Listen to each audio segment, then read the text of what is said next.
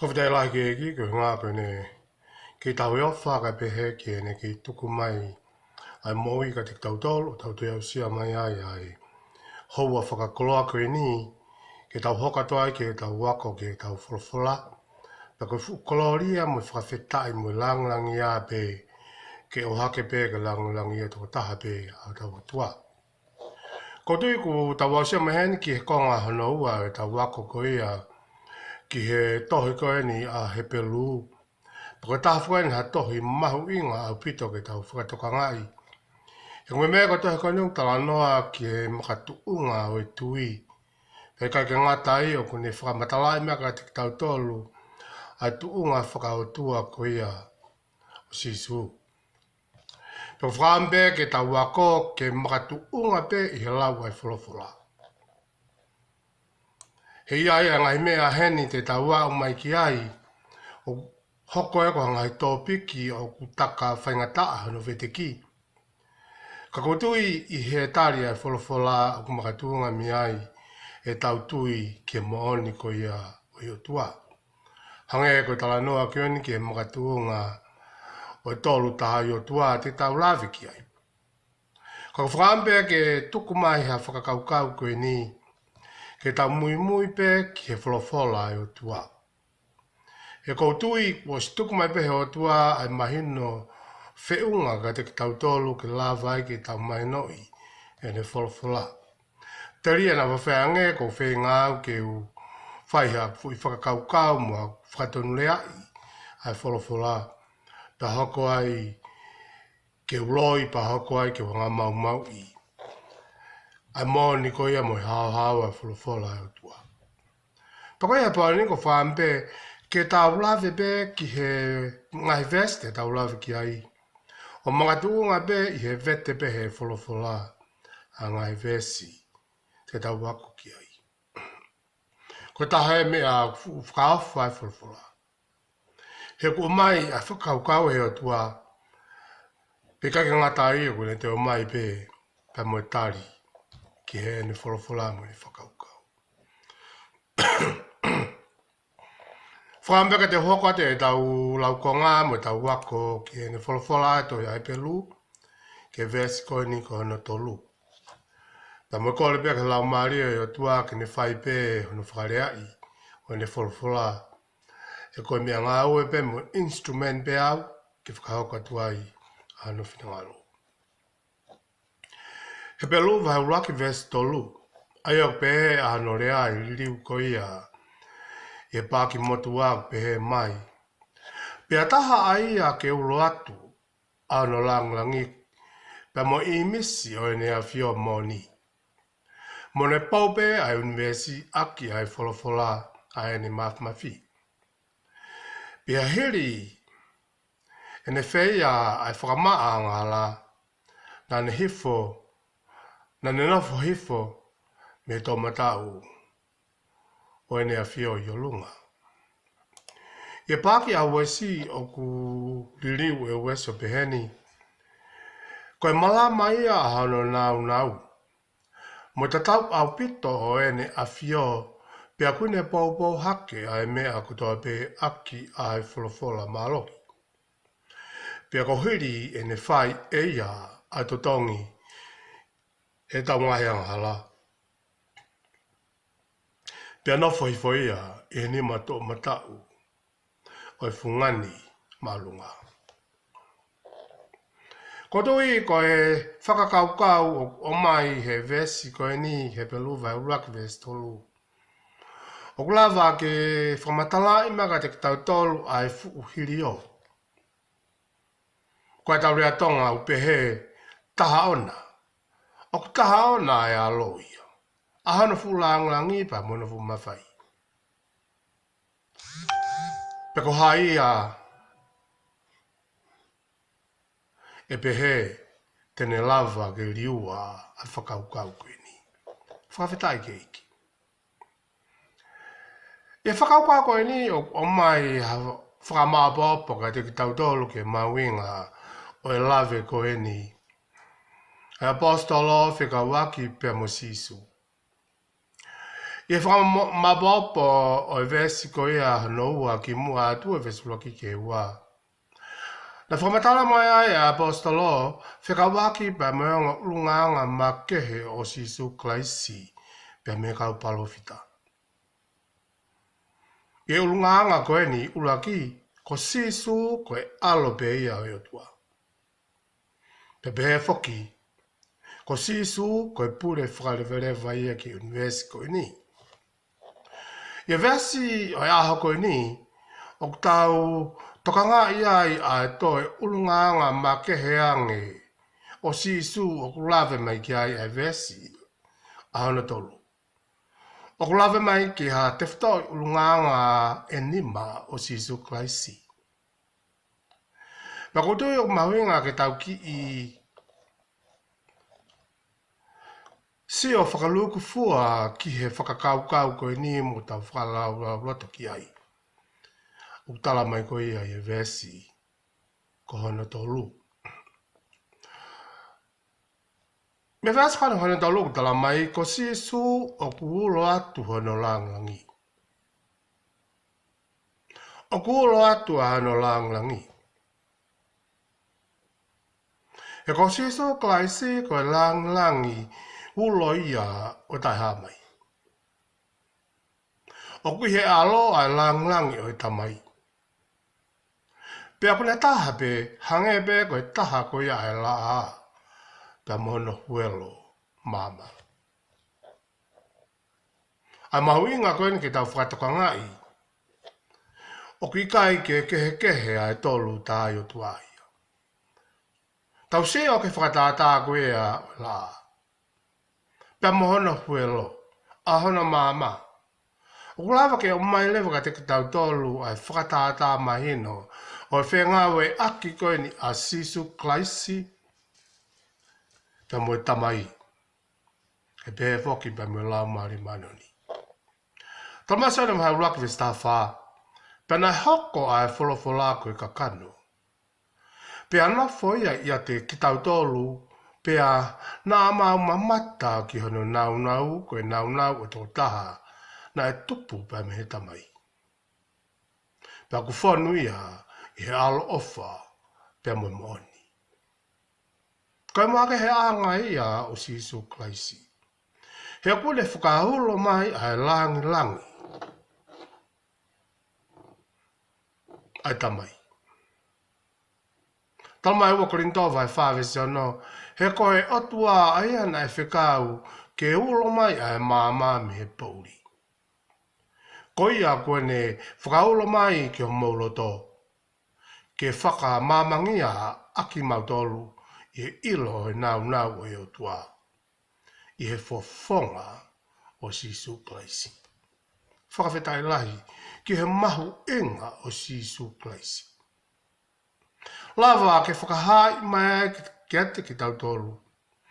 Ai nau o e otua. O kulawa ke tau ilo i kotoa bea i a sisu klaisi. Koe ulunganga o sisu klaisi. Ai whakatoki lalo ai aki mui. Ai mamui kaluse whai fuaki kakato. O kuhanga henga he ulunganga koe a sisu. O whakamāmangiai ai po uria ho tauloto.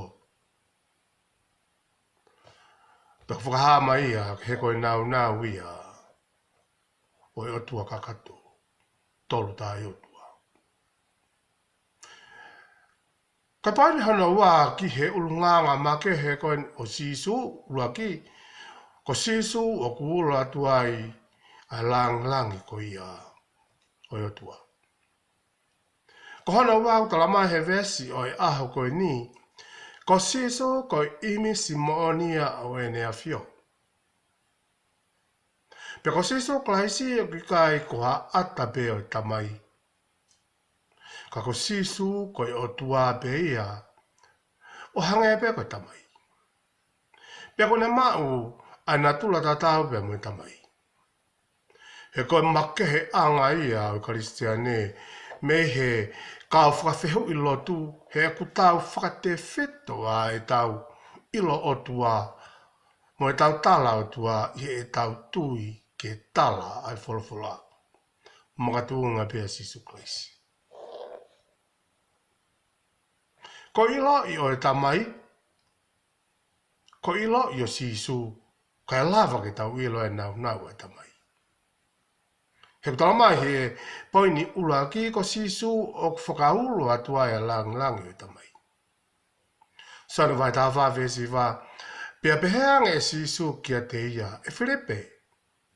He kua peheni hona fualoa e ia te ki mautolu, ka au te eki ai te ke ilo au. Ko ia kua ne mamata ki a te au. Kua mamata ea ki he tamai, pia whewhe ai o pehe, whakahaa ki a te ki mautolu a tamai. Ko hatari mahino na oange e Sisu ke kauako ngā, i he nau whehui, pe whaunga whewhe e nau sio ke tamai. Ko he wani te lava ke tau tala i a Sisu. Pa neo kua neo si whoki ki halangi ka ulava ke tau tala i he ngā ue a lau mare maanio ni i o tau loto. E koe whakawhotu ngā ia ulava ke tau sio ai. Ke whakatata mahino ko ia o tamai. He ko Sisu ko i mismo o nia o e nea fio. Ko ngā hano tolu o tala mai, ko Sisu ko e fo istapa to tonuia o tamai. Pe nea pe persona kehe pe ai alo ia pe me tamai.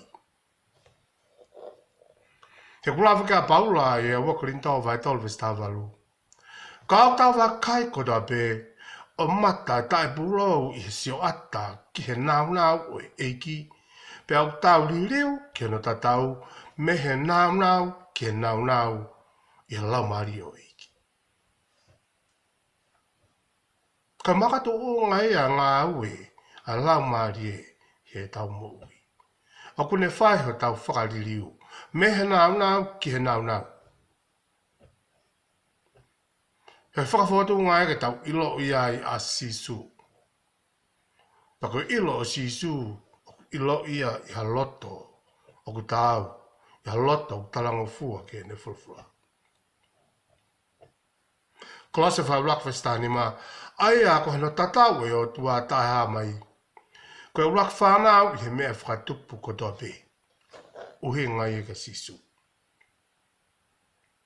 Kolose whai tolwe songfulu, pia ko mou ai a tangata fo'ou. Ai a ko whakafo'ou i he ilo o whakatatau ki hono tatau o ia na ane whakatupu. Ia. Whihoi maare na whaine ko ti masi ki a Sisu pe whewhe whaunga ki mau ai whanau i fo'ou. Tānga i Sisu. Tāri e iki ki hone moui. Kai lava ke ne maua ia tangata fo'ou.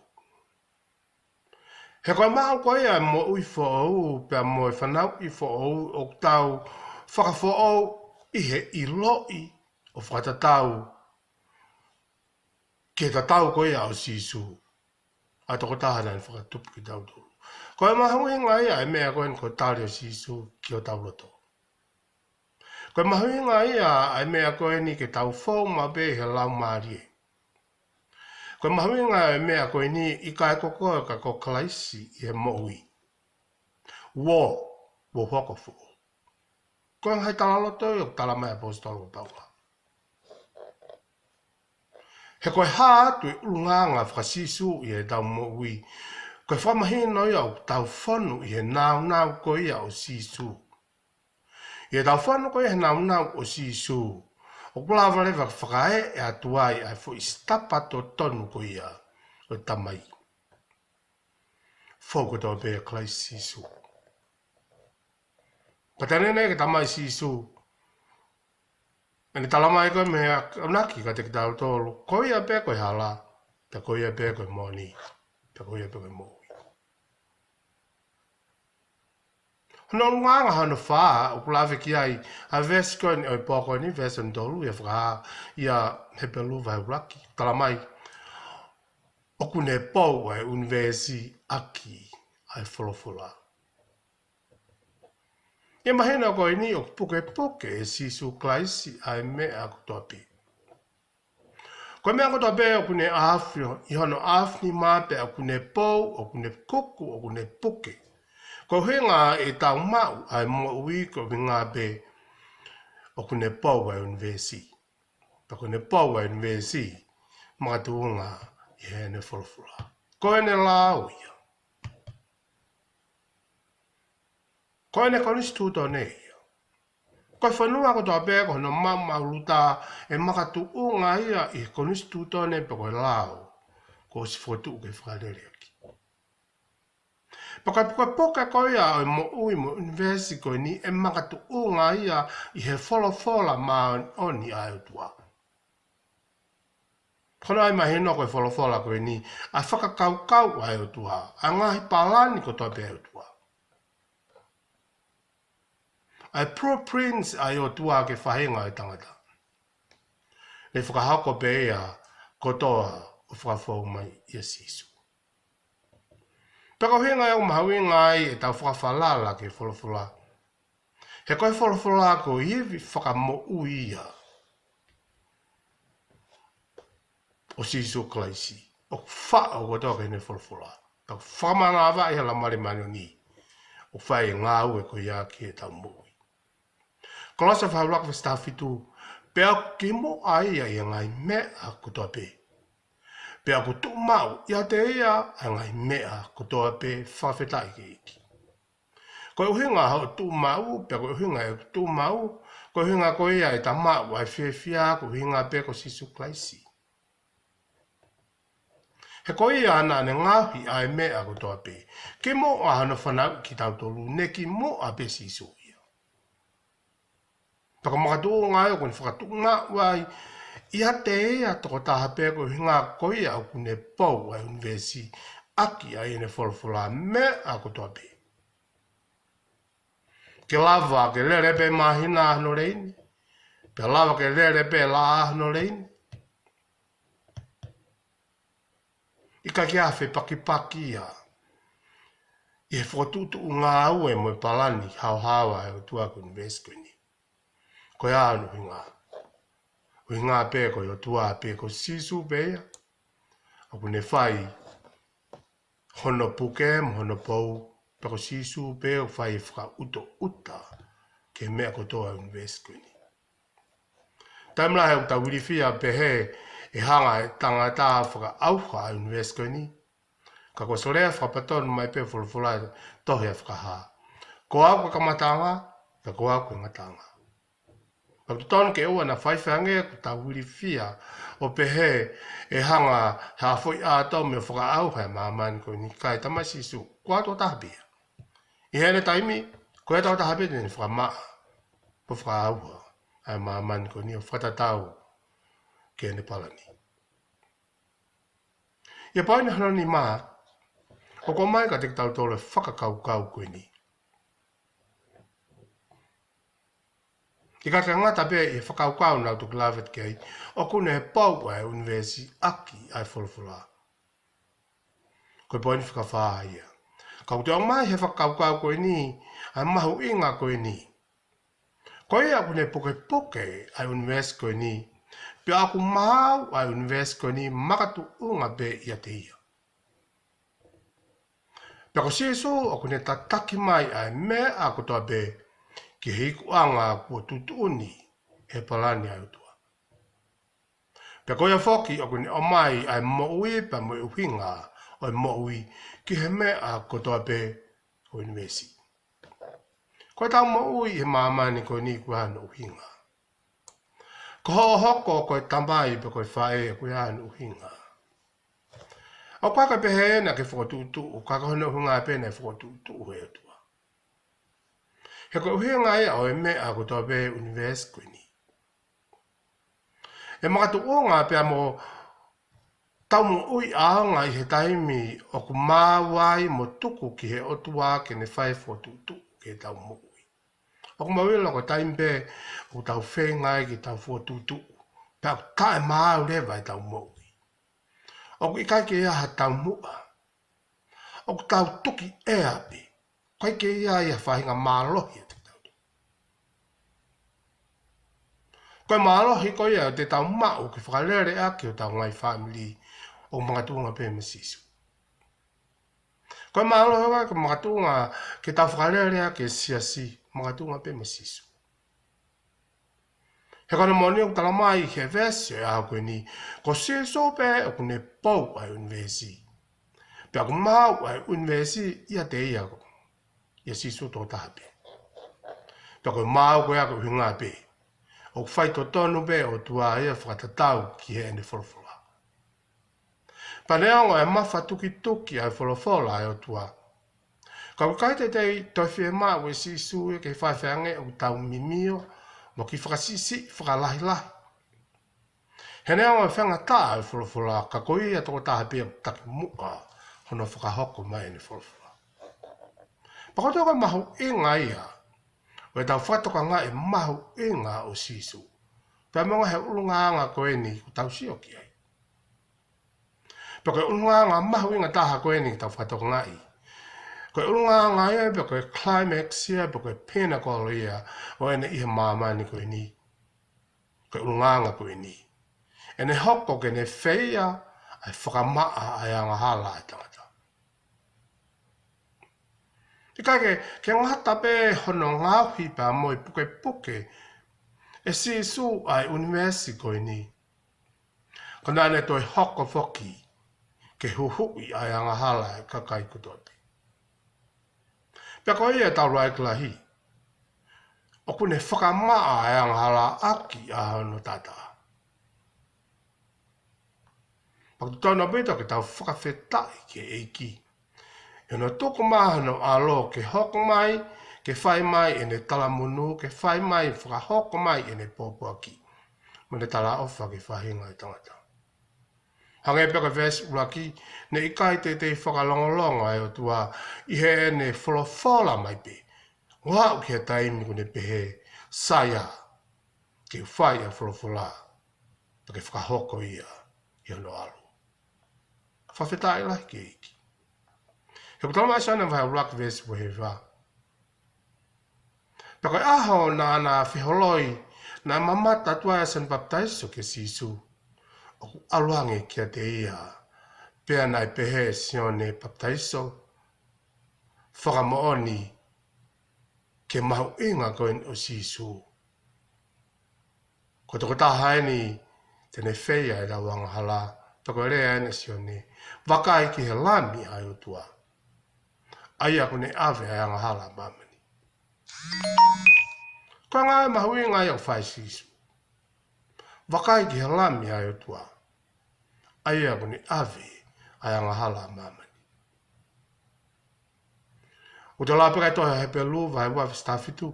Koe ana e tāwai moia ke hoko o ta tau mohono kai ngā. I he mea ko toa pe. Koe uhia ke ne hoko koe fungani taula eiki. Alofa moanga tonu e ngai mea ai o tua.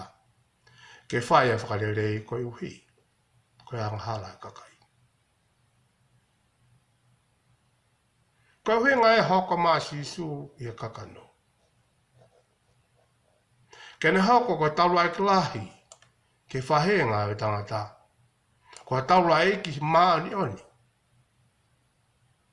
He to klava pe he taulua e ki maa ni oni ko sisu. I honohanga tō nupa mune alofa. Ke whae ama e nau nau e o tua. He koe whaunga pe ke whakarere i ai. Mo to oa e tau ngai anghala. Akula hapita ngā he vesi. Ia he pelu. Akula he pe ke he mahu inga koen o sisu. Wangai pe o la sione. Wakai ke he lami ai o tua. Aia kune ave ai anghala mami. He pelu vai valu vestahawa, he teo alo ofa ki he e nau tae mano ni. Pea koe nau ngai ang halamu e nau hia, e kai te koe manatu. Kai na tūla i o sisu, koe na tūla ala ofa. Pea koe ako toa pea ku hau o tari e ki, mo kore, ai mo ui mo kore, ai whaka mo ui mo whamore more e utua. Tala mai hene vese a huni. he kai toi manatui. E otua ai ang halap tawhai. He pelu vai ang fulu vesta fitu ka tavalu. Pia koe na ngai ang halama na ngahi ai kai te ukei manatui. Pia koe ia ai whamare more o ia ai kai ha kei whira ulau koe uhi koe ang hala. Pala mai heni. Koe tau mai ko toa pe whatoma pe i he kolosi. Whatoma pe e mo tau mai o tali kalaisi ke tau mowi. E kai tena toi manatui. Ai anga hala na tau whongo i ai. Pe mga tuunga koe tau tāria ki loto ke tau mowi. Ngo whawhe ia ke no fo ia e tau mowi. He kai ke tau whea mau ha whea lau lau ia. Ke whamare mora e tau angala. Ha koe koe uhi ko tātua taha pēfo i whea lau lau ina e whai kalaisi. Paka mahuinga e tau whawhe. A hano whakawhetongi a lau maari e o i o tua. Ke nofo he tau mowi. He kona uhinga ka pau pe he kai e lau maari e o tua. He kai ke lava ke tau nofo. O mowi maoni o ni ai pe ke ngataanga e tau mowi. Koe whanonga he e iki ko pau ke tau whanonga i e toafa. O e whepaki mo e whangataa o e mowi koe ni. Ka koe mea tau e karistiane ko e lau maari o i o tua. O kune tataki. Kai unga e tau wangatonu mo tau mui mui ke ene wholwhola. Poko mga tuunga ia e tau mauai ai mo ui whakahau hawa i whakahu. He koe alu ngai o karistiane ki e whanua e talawha. Poko whaosi o whakaukau e aha koe ni whaosi o i vesi hana tolu. O ngau mai aki a kupuirea koe ni. Pia nane, nofo hi forever me he tō matau. O ene awhio i o lunga. Whai katoa e sisu e ngā ue i he mamani koe ni. Tō a sisu o whai e ngā ue. Tō a sisu o whai hano tauki koe mua. Tau tamai he whalawhala e ahu koe ni. I hene nofo ki la lo. O kune whakamahino i ko lawarere a no whatongia. A no whatongia huhu i ki he angahala ai tangata. Pukone morning lewa. O kune a whia whataha pe mo i tamai i e potu o e mohu mau mawhai. Pea i kai ka ngata i o kune motu atu i ato e taha i langi. Mo mamani. He roto ngane wa whio klaisi i e potu lang taha i hewani. Ui ngā be. Kua lava pe kua ose ngā wene ni whai he mamani kui ni. Pe ko taimi ke nofo hifu. Me tō matau o ene a whio i o lunga. Maka vai tā whāwe senu wapa pe he sisu. Ko a wea pa te mo mata ke whoha o e tangata o nofo ia i he nima tō mata o e mawmafi. Pea mo ene hau pea mo ngahi ao o e langi. He pelo vai anu vesi wanoa. Ai a ko hauki ai a sisu ko takimu a mo o tautolu. Ko tauraglahi o tangata i lakanga o Melekseteki. He pelu vai fit vesi wani ma. Ko ia whake o ne whai ai ke whakamo oi hawa aki nau tolu. O hau ke o tua ia te ia. Ko me ai ai he ene mo ui ma ui be ke hu whaki aki tau tolu. Ko ngahi o he ngānu me ngai vesi nau tuk lau atu. Ai o he ngā aku nofo ai o tua. Me nim me to mata o ene a whio. Ai a i e potu maoneo ni i langi. Kala mai he ngai vesna tu lavet ke. Ngai uhinga au ni whai. Uhinga be ke ho whake i a ki tau tolu. mo ke ngā au e ai pe hono toku, kwa mori whaton hia ki tau tōru, mga tūnga pe ni tata. Ko taha mea mahuinga, o ki kai te more a tūnga wha, e tangata koia sisu, koe whanau tama tangata. O kune ke ilangi pe i tuunga kuia. Uhinga pe, koe mga tuunga pe, kena kei hoko koe whanau tama tangata, ke whelave ia i pia mokoe muau. Whai ngahale i mamani kuini. Koe mga tuunga pe ke la vai, a ene hufa ke i ki tau tō. Pala mai hen, oku lotu maa sisu maa ki tau tō. Oku lotu maa sisu ma hufa ke i ki tau tōru, ke tamai. Koe ngā aue o whai sisu i langi. Pako ia o taki mua, koe taura i klahi, o tae ngata i lakanga melek setiki. Koe āno inga, ke kei whai e beo na ufaki i tau toru, mga tūnga behe ne mānuni. Kaka mea kai mawinga i a tangata kutua be, koe hufaki i koe ni, o ki kai maae ka kai kutua be. Paka hufaki i o hangai peka rea sisu, e toi foki mai paka ne foki mai. O hake, ai ne kakai. Toi whehui, te ke kau i alu, te ke kau i enofo. Paka tau, ko te whtau i whakakau ko mai, i he vesi maari e koe ni koe vesi koe na tolu, he pelu vai uraki.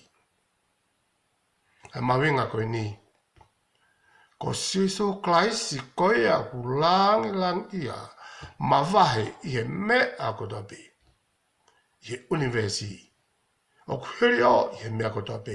I kai ke ngata pe he universi. Kai langi foki. Tona pita ki tau whakawheta i ai ki o tua. Ko e ngā koe whakakaukau, ta mo e kawenga maari o ko mai he wholofola e a kweni.